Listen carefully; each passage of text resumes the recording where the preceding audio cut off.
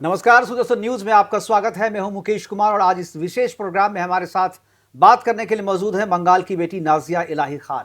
नाजिया इलाही खान के बारे में अगर आप जानना चाहेंगे तो अल्पसंख्यक मोर्चा बीजेपी का जो है उसकी एक सदस्य हैं, पेशे से लॉयर हैं, वकील हैं, तेज तर्रार है। इनको अक्सर आप टेलीविजन में देखते सुनते होंगे जो किस तरीके से ये अपने पार्टी की और अपने आइडियोलॉजी की वकालत करती है। लेकिन पार्टी में इनकी छोटी सी कद है, इनका बहुत ही छोटा कद है पार्टी में, लेकिन इनसे डरने वाले जो लोग हैं उनका कद बहुत बड़ा है। ममता बनर्जी की मैं बात कर रहा हूँ, मुख्यमंत्री हैं बंगाल की, वेस्ट बंगाल की। और जब से ये डॉक्टर वाला मामला हुआ है और जब से नाजिया इलाही ने हमला करना शुरू किया है, जब से सवाल पूछने शुरू किए हैं, तब से ममता बनर्जी के होश उड़े हुए हैं। नाजिया खुद हमारे साथ हैं। नाजिया, स्वागत है आपका हमारे साथ। नाजिया, आप कहने को बीजेपी में एक सदस्य हैं अल्पसंख्यक मोर्चे में, इतने छोटे से कद के आप पार्टी में कोई बड़ी हैसियत नहीं है आपकी, लेकिन जो सरकार में जो सबसे बड़ी हैसियत पे बैठी जो महिला है वो आपसे डर रही हैं। ऐसा क्या है आप में? बचपन से हम एक कहानी सुनते थे ना कि एक हाथी मर गया, चींटी ने मार दिया। तो सवाल मेरे इतने कठोर और इतने कठिन होते हैं कि वो उत्तर दे नहीं पाती हैं। अब आज ही मैंने सुबह में ये पूछ डाला है कि आखिर polygraphy test health minister West Bengal का क्यों नहीं होना चाहिए। संदीप का होगा बहुत अच्छी बात है, संजय का होगा बहुत अच्छी बात है, लेकिन जो हेल्थ मिनिस्टर हैं उनका क्यों नहीं होना चाहिए? क्योंकि सीरीज ऑफ केसेस है जिसमें विक्टिम्स को कभी भी न्याय मिला ही नहीं है। उस सीरीज ऑफ केसेस को देखिए, बहुत आश्चर्य होता है कि बिल्कुल। एक चीज मैं दर्शकों को ये भी बता दूं जी कि जो हेल्थ मिनिस्टर वो ममता बनर्जी हैं, केवल मुख्यमंत्री ना समझे। जो जिन लोगों को पता नहीं है मैं उनके लिए बता रहा हूँ कि नाजिया क्यों कह रही हैं कि हेल्थ मिनिस्टर का हो, और शायद यही वजह है। इसी तरीके के सवाल जो पूछती हैं शायद इसीलिए ममता जो। अच्छा, एक चीज़ मैं बताऊँ, आप इतने कड़े सवाल पूछती हैं, इतना आपने, ममता ने आज तक आप पे कार्रवाई क्यों नहीं की है? हाँ, कार्रवाई हुई है। इवन परसों भी मेरे ऑफिस में पोर्ट एरिया से एक नोटिस आ गया है। अच्छा, एक नोटिस ऐसा नहीं है कि वो सिर्फ अपने राज्यसभा एमपी को नोटिस दे रही हैं या प्रोटेस्टर्स को नोटिस दे रही हैं या डॉक्टर्स जो प्रोटेस्ट कर रहे हैं, जो इंसाफ मांग रहे हैं उनको नोटिस दे रही हैं, वो मुझे भी नोटिस दे रही हैं। नोटिस आपको मिल गया, चलिए सौभाग्यशाली हैं। हाँ। जरा सीरीज में जो आप बता रही थी जरा वो बताएं। सीरीज देखिए, पार्क स्ट्रीट 2012, नासिर खान बाहर है और अपनी जिंदगी की अय्याशियों को बहुत अच्छे से लपेट रहा है और रोटी और बोटी कई मुसलमान टीएमसी के नेता मंत्रियों से ले रहा है। नासिर खान का अगर फोन सीज कर ले सीबीआई अभी इसी वक्त, तो कितने ही लाल बाजार हेडक्वार्टर के जो सुपीरियर ऑफिसर है उसका नासिर खान से दोस्ताना रिश्ता है। अब आप सोचिए कि बलात्कारियों से जो हीनियस क्राइम करता है उससे दोस्ती रखता है लाल बाजार हेडक्वार्टर का सुपीरियर ऑफिसर। अब आते हैं कामदनी गैंगरेप मर्डर। उस वक्त भी स्वास्थ्य मंत्रालय हमारी प्रिय मुख्यमंत्री ममता बनर्जी के पास था।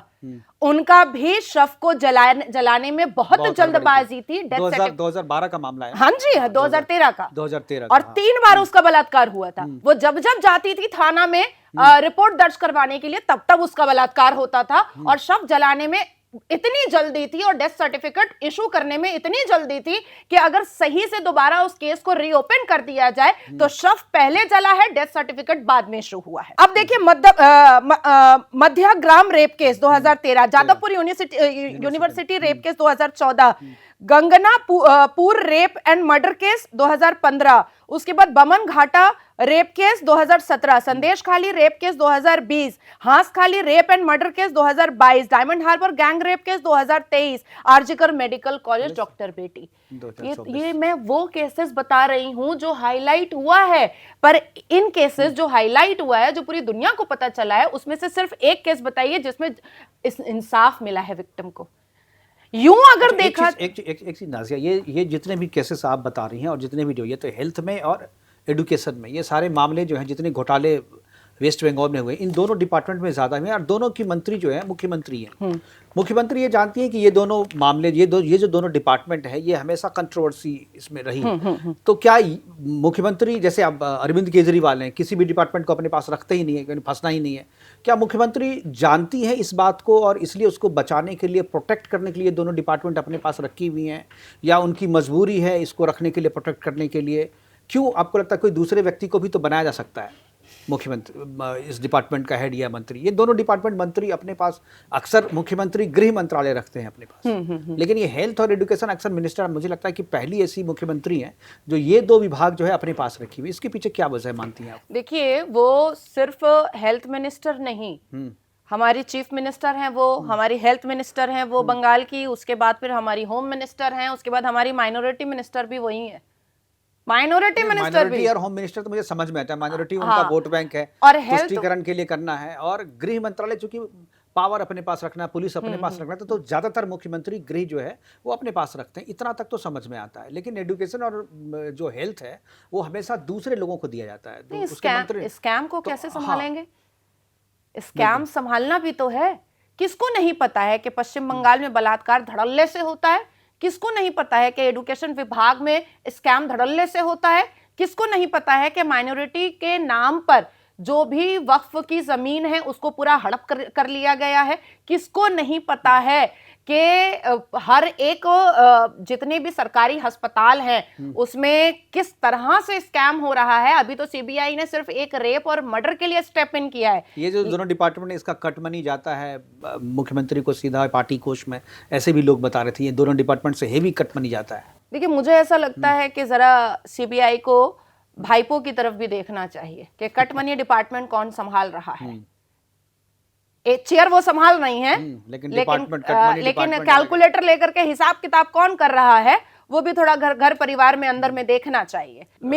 मेरा मानना है कि संदीप घोष को Mamata Banerjee as a chief minister of West Bengal और as a home minister of West Bengal और as a health minister of West Bengal क्यों बचा रही हैं? और आज से नहीं, 2021 से उसको बचा रही हैं। उसका कहीं भी ट्रांसफर होता है दोबारा उसको बुला लिया जाता है। तो इसलिए मैंने कहा कि ममता बनर्जी का as a health minister of West Bengal उनका पॉलीग्राफी चेक होना चाहिए। जो बच्ची के साथ हादसा हुआ है वो दोबारा हमारे बंगाल में ना हो और पूरा भारत ऐसा मशाल लेकर के रैली प्रोटेस्ट ना करे दोबारा फिर से। अभी इस केस के बारे में जिन लोगों ने भी जानकारी दी, जिन लोगों ने शेयर किया सोशल मीडिया पे कोई इन्फॉर्मेशन, उनके बारे में कहा तो उनको भी नोटिस जा रहा है। बहुत सारे डॉक्टरों को भी गया, बहुत सारे जो सोशल मीडिया एक्टिविस्ट हैं उनको भी गया है, अपने सांसद को भी वो नोटिस भेज रही हैं। जिस तरीके से आप बोल रही हैं जी। जो रेप के बारे में, जो पहले मर्डर हुआ, पहले रेप हुआ, उसके बाद रेप हुआ, इससे क्या आप डर नहीं लगता कि आपको भी पुलिस समन करेगी, बुलाएगी? और ये आप श्योर कैसे हैं कि जो बात आप कह रही हैं वो सच है? सबसे पहले तो कि मैं अल्लाह के अलावा किसी से डरती ही नहीं। द सेकेंड थिंग इज कि पुलिस ने क्या कलकत्ता पुलिस ने क्या नहीं किया है मेरी जुबान को बंद कराने के लिए, वो मैं जानती हूँ, मेरा परिवार जानता है। द थर्ड थिंग इज कि सांच में कभी आंच नहीं होता है, सच हमेशा सामने रखना चाहिए। इस हमारे पश्चिम बंगाल में जितनी भी संवैधानिक महिलाएं हैं उनका शब्दों से गैंग रेप तो रोज होता है सोशल मीडिया के तहत। एक मशीनरी काम करती है तृणमूल कांग्रेस पार्टी की, जो हमें ट्विटर पर गालियां परोसती है, हमें सोशल मीडिया पर गालियां परोसती है और हमारे शरीर के एक एक अंग को घीटा जाता है। तो वर्चुअल रेप, गैंग रेप तो हमारा रोज होता है।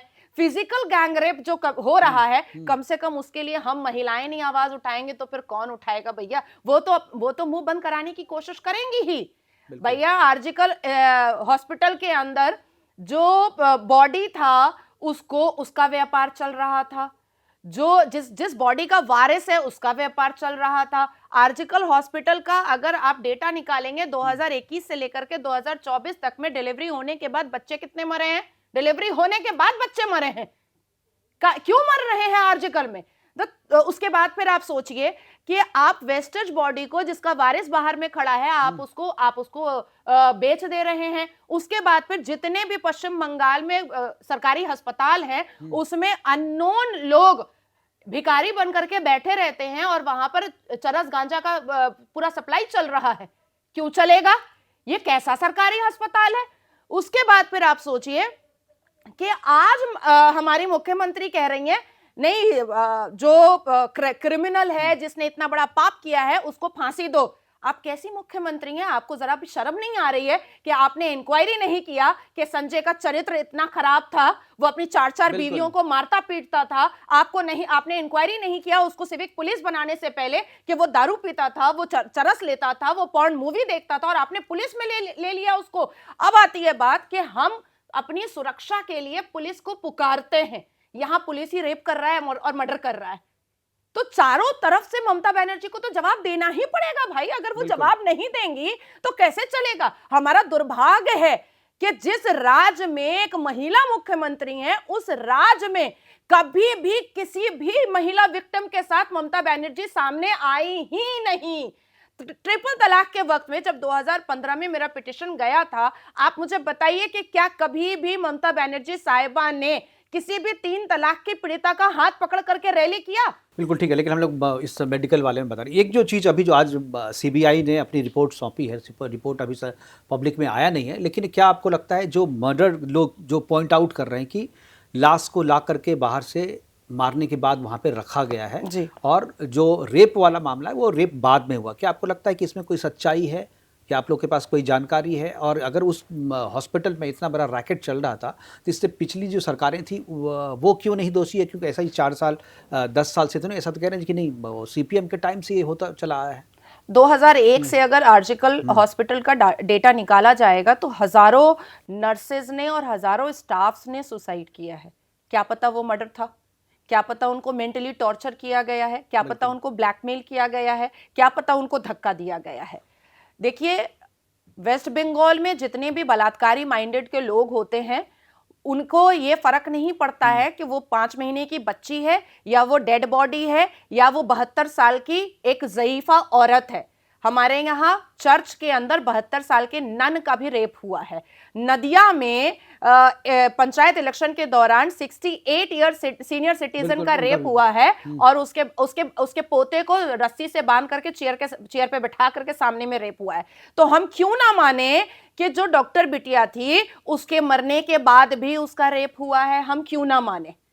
हमको तो मानना पड़ेगा। इतिहास है, उसके हिसाब से तो आप ये कर सकते हैं। इतिहास तो है। ये जो इस तरह की घटनाएं बंगाल में हो रही है, लगातार बढ़ रही हैं और इस घटना के बाद से भी लगातार घटनाएं आ ही रही हैं, समाचार आ ही रहे हैं। क्या आपको लगता है कि बंगाल की जनता जिस तरीके से स्वतः स्फूर्त सड़कों पे है, क्या आपको लगता है कि ममता अभी डरी हुई है? क्योंकि हर एक सेक्शन, कोई भी ऐसा सेक्शन नहीं है समाज का जो सड़क पे नहीं है।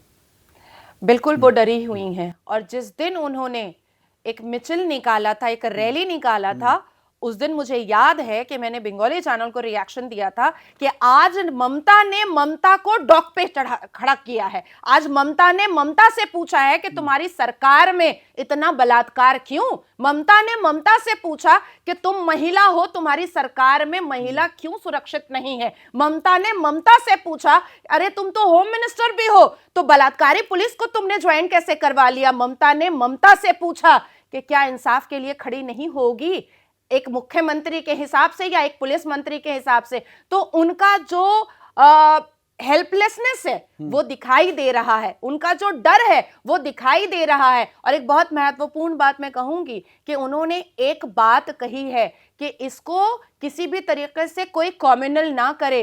दीदी, आप क्यों ये बात लेकर के आई हैं? क्या कोई मुसलमान मंत्री का बेटा था?